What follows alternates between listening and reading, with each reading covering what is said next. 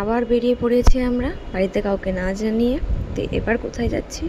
আমরা যাচ্ছি আদিনা পার্কে।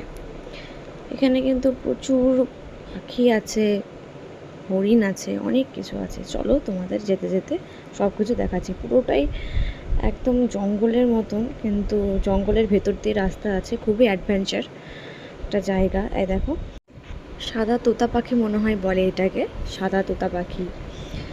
তারপরে আরও গেলে হরিণ, একদম তো হরিণ তো একদম সামনেই। চিতল হরিণ আছে, এগুলো সব দেখো, এখানে দেখিয়ে দিচ্ছি সব কিছু। তো এরপর আমি তোমাদের দেখাবো সারস পাখি, যেটা এখন প্রায় অবলুপ্তর পথে, দেখাই যায় না সারস পাখি। সেই সারস পাখিগুলো দেখো একদম, এদেরকে যদি আমি কাছ থেকে দেখাতে পারতাম তাহলে হয়তো ভালো হতো। ঠোঁটগুলো একদম মনে হয় এখান থেকে বেঁকিয়ে দিয়েছে কিনা জানি না, সেই বড় বড় ঠোঁট একদম। এরপর তো হঠাৎ করে দেখি একটা হরিণ চলে এসছে একদম সামনে। তো দেখো কত সুন্দর লাগছে হরিণটাকে দেখতে, আমি তো দেখেই জাস্ট অবাক হয়ে যাই। পাশে আবার পার্কও আছে ছোটো বাচ্চাদের খেলার, আবার স্কুলও আছে, যে ছোটো ছোটো বাচ্চাদের সাথে আমি আবার গল্পও করছিলাম।